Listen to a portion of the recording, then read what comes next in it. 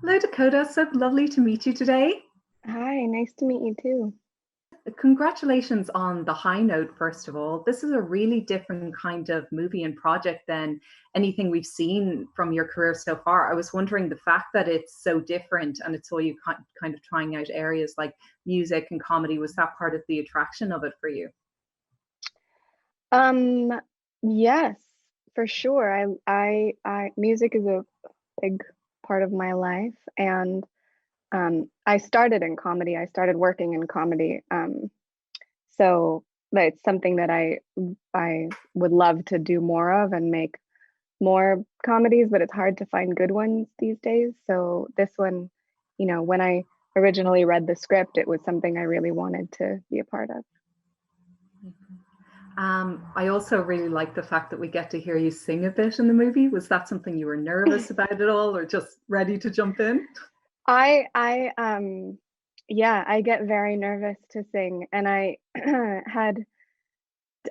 had done a movie before this one where I also had to sing in it, and it was a really terrifying experience, but I had so much help with amazing vocal coaches, um and it was uh, thankfully over quickly in this one, and I didn't have to do a lot of it. Tracee really took the majority of that.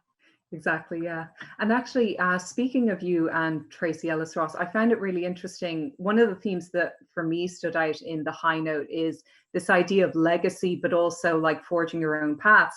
And I just find it kind of fascinating that you and Tracee Ellis Ross actually kind of have that in common. You know, you come from actor parents, she comes from being the daughter of Diana Ross, of course. So I was wondering if you guys even ever kind of discussed that notion. Did you draw from that experience or reflect on that idea of kind of coming into your own, because that's quite, you know, related to the movie as well.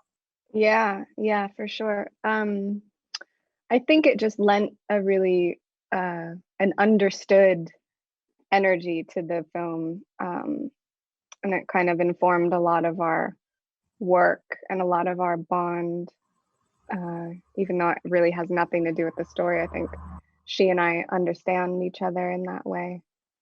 And I believe that the director Nisha Ganatra had you guys kind of doing some improv. So what were some of the favorite like scenes and moments to come out of that improv process? Because I'd imagine there was quite a bit between you and Tracee, especially because you share all those scenes together, you know? Yeah, we would do bits um, on random scenes. I don't really remember any like specific. We were on such a tight schedule and moving so quickly that we didn't have loads of time to mess around, but in the moments that we did, it was very fun. Having done this project now, and I know you mentioned there a bit earlier about like comedy being an area that you'd want to like look into more in the future. Can you tell me a bit more about that? Would comedy in TV be something you're interested in, movies or anything specifically? Yeah, I don't have a specific plan. I don't know. Anything that comes my way that is interesting to me that I want to do, I'll do it. I don't think it really matters what the outlet is or where it just depends on the people that I'll be working with and the content and the you know it's so much about making your work life as nourishing and great as it can possibly be. So if that means doing a comedy on TV, I'd love to do that one day for sure. Yeah. And I love as well about the high note how it's so kind of female centric comedy. We really just don't get enough of those kind of projects. And I love how you've talked a lot about like us needing to have more women, both on like women's stories on the screen and then women working behind the scenes. And I know the director Nisha is very kind of concerned and orientated around that now. What kind of steps would you like to see kind of put in place for more of these kind of stories to emerge? Um, I think it's just understanding that uh, there are so many lives and so many stories to be told, and they're all extremely interesting and worthy of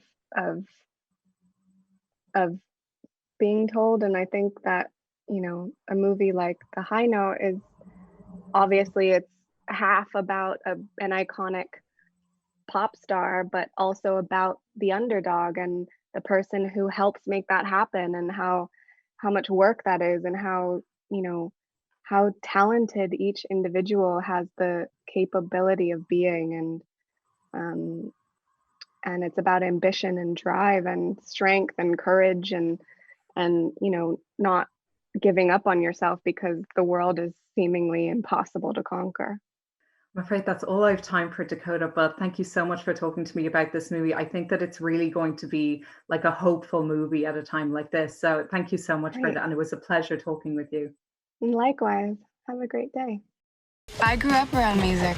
It's my whole world. If you told 12-year-old me that one day I'd be working for Grace Davis, she's an icon. This woman doesn't even know your last name. She does, sometimes.